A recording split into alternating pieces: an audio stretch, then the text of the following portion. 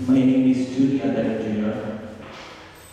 I'm the first male son of Mr. Judy Adalin Jr. And ito pong pagkakataon na ito, napapasalamat po ako sa lahat sa families, relatives, and friends of Papa.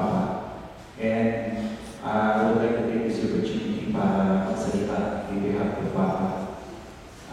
Since I was young, pinapangarap ko na makasama siya at tumigil at magkaroon ng isang tatay na makakasama ko sa araw-araw.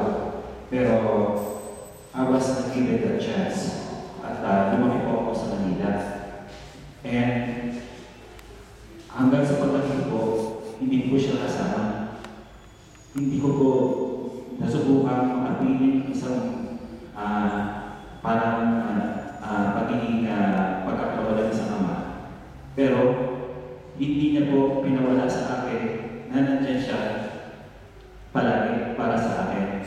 At natawala na nandito siya sa bagay at nandito sa Manila. Pero ako po ang huling kasama niya noong January 1, isipan ko po pumunta sa bahay to celebrate my New Year with him. Pero hindi ko po alam ang dahilan kung bakit ako nagpunta, pero ang iniisip ko po, paramdaman naman sana na mag-celebrate po ako ng New Year kasama po ang aking tatay. And nangyari po yun, pero na-realize ko na yun po ang first time na kasama ko siya to celebrate the New Year. And yun din po ang last time na makakasama ko siya to celebrate another New Year. Pero bago pa man siya na maalam, pinapagalitan niya po ako. Sinabi niya po sa akin na ayusin ko po ang buhay mo. Dahil gusto niya na mapaganda ang buhay ng bawat isa sa amin. And sabi niya, lahat ng mga pagkakataon bakit mo pinakalagpas. Ngayon, huwag mo nang palagpasin ang pagkakataon. Ayusin mo na ang buhay mo. Kaya pala niya sinabi yun sa akin. Dahil yun na pala ang kanyang pamamaalam. Hindi ko alam na ang buhay napakaigli lang.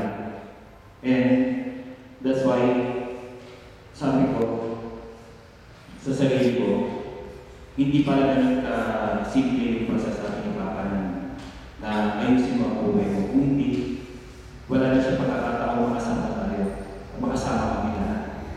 Pero ang hinihiling niya sa amin, at hinihiling niya po sa akin, lumapit po sa aking mga pamilya na ngayon po na po ay nakasama ulit. Pero natawag po kasi Papa, wala na.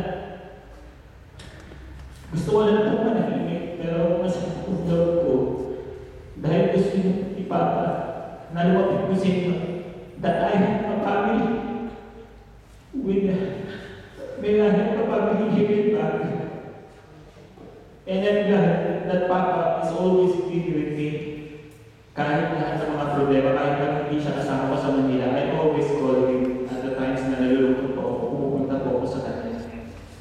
Pero ang gusto niya po, mapalaki po ako sa pamilya with my relatives dito po sa Baguio.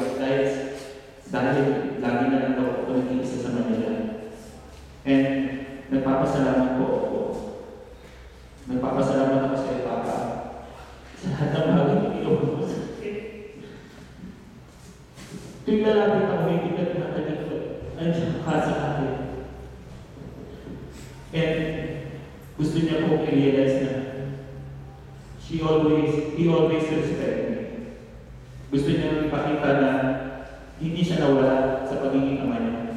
And that's what I realize right now. Kasi lahat po sa inyo narinig ko na mahal po ako ni Papa. And I'm thankful